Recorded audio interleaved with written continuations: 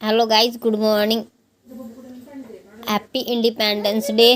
बात कर आज के टॉपिक में परिपत्र कार्यालयादेश प्रतिवेदन के टॉपिक से ही क्लास होगी।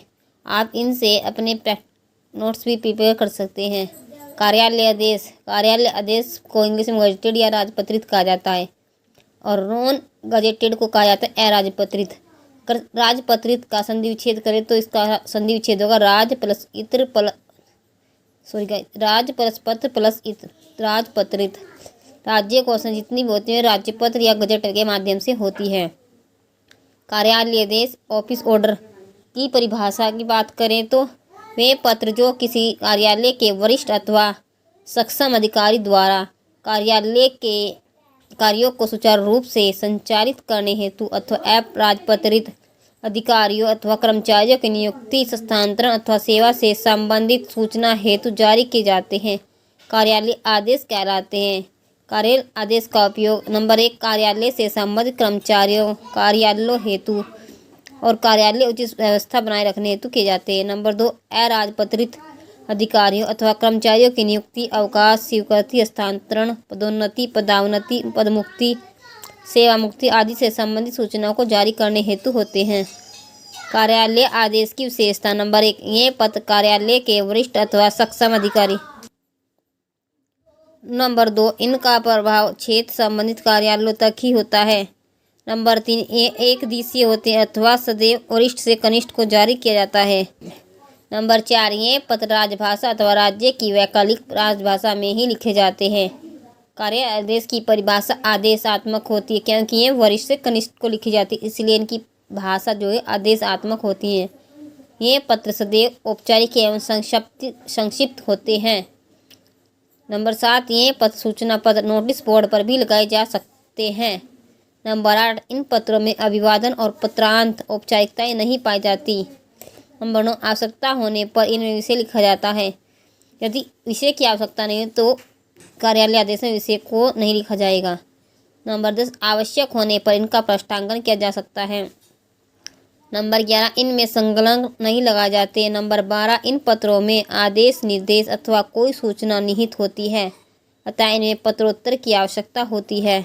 और कार्यालय आदेश के प्रारूप की बात करें तो इसका प्रारूप है एक ग्राफ इस तरह का। हम बॉर्डर लाइन बनाएंगे, सबसे ऊपर कार्यालय का नाम और उसका पता, उसके बाद में कार्यालय का आदेश संख्या, फिर दिनांक, फिर कार्यालय आदेश, फिर विषय को लिखेंगे।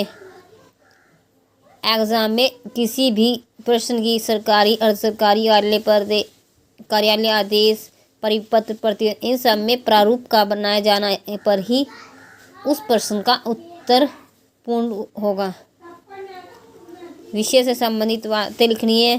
फिर कार्यालय आदेश के पत्र के दाईं ओर ऊपर जहां हमने कार्यालय आदेश उसके ही जस्ट नीचे हस्ताक्षर और पदनाम, उसके बाद हम लिखेंगे बाईं ओर पत्र संख्या तथा दिनांक।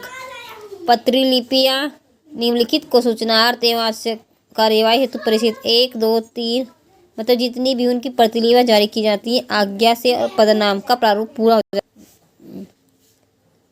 यह एग्जाम्पल के तौर पर एक पत्र की पर कार्यालय आदेश जारी किया गया है वरिष्ठ से और इसका विस्तृत विवेचना दी गई है। यह केवल एक एग्जाम्पल के तौर पर दिखाया गया है ताकि आप आने वाली परीक्षा में अपने पत्र को सही तरीके से विस्तृत रूप दे सकें। जब सचिव को पत्र लिखा जाएगा तभी उत्तराखंड सरकार या उत्तराखंड शासन लिया जाएगा। इस बात का ध्यान रखें कि कार्यालय आदेश किससे रिलेटेड लिखना है। और इसमें हमने लिखा है कि एक कार्यालय प्रमुख है कार्यालय के कर्मचारियों के समय पर उपस्थिति सुनिश्चित करने हेतु कार्यालय आदेश तैयार हुआ है, ना कि प्रेषित किया गया है और इसके कार्यालय आदेश को बनाया है। इसी तरह आप जो प्रश्न पूछा गया है जिस पर कार्यालय आदेश जारी करना है उस पर ही आधारित विषय को लिखना है। सिर्फ एक प्रारूप है कि ऊपर कैसे लिखना है, नीचे कैसे, और बीच का माध्यम जो होगा वो पत्र के विषय पर आधारित होगा। बात करते हैं परिपत्र। परिपत्र की परिभाषा: जब एक ही सूचना, आदेश, निर्देश या कई संदेश कई व्यक्तियों, कार्यालय को भेजना हो, ऐसी स्थिति में लिखे जाने वाला पत्र परिपत्र या गस्ती पत्र कहलाता है। परिपत्र की विशेषता: नंबर 1, परिपत्र किसी विभाग, प्रधान कार्यालय के द्वारा अधीनस्थ कार्यालय को भेजा जाता है, यानी कि किसी विभाग के द्वारा भी जारी किए जा सकते हैं। नंबर 2, यह अन्य पुरुष शैली में लिखा जाता है और ऊपर बाईं ओर प्रेषक का नाम, पद, पता नहीं दिया जाता। परिपत्र में प्रेषक का नाम, पद, पता जारी नहीं किया जाता। नंबर 3, प्रेषित पदनाम के पूर्व समस्त शब्दों का प्रयोग होगा।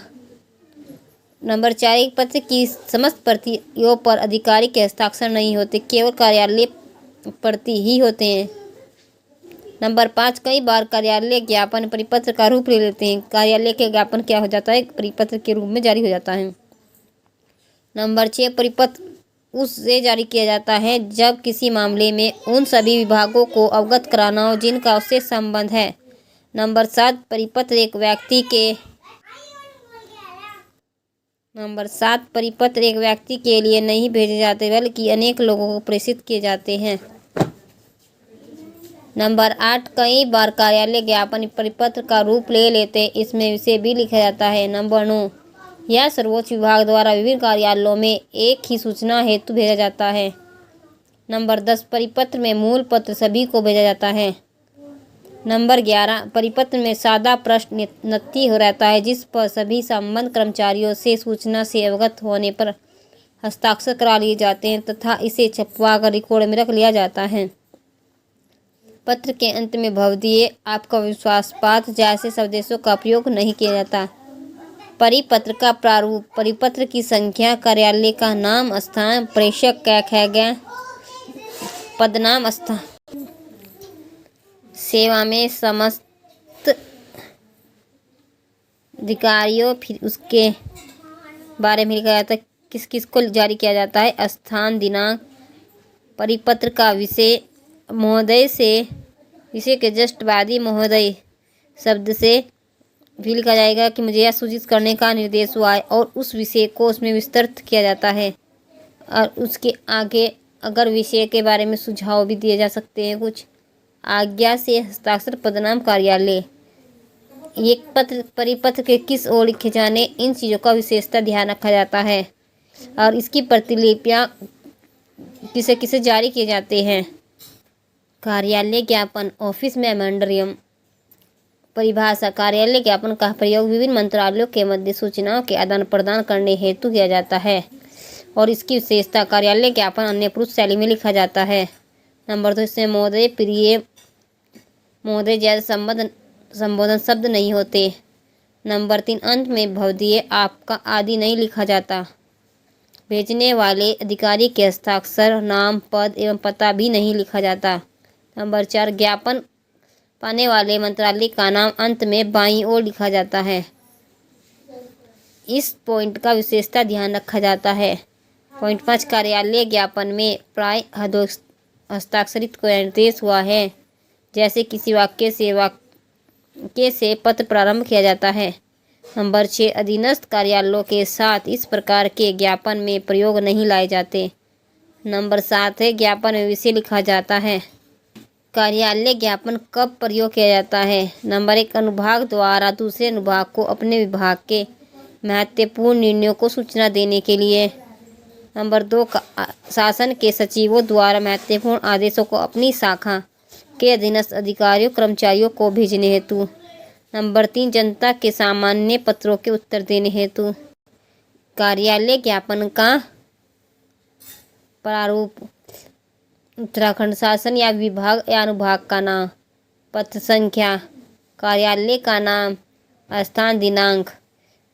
पेज के किसी पत्र का प्रारूप बनाते हुए पेज के किस और हमें क्या लिखना है, इसका विशेषता ध्यान रखा जाता है।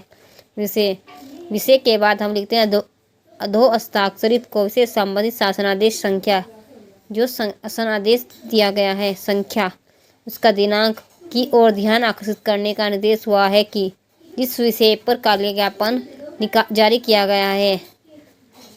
हस्ताक्षर पदनाम प्रेषक का नाम और इसी के सामने हस्ताक्षर नाम पदनाम संख्या दिनांक प्रतिलिपियाँ और अंत में लिखा है आज्ञा से हस्ताक्षर पदनाम संख्या।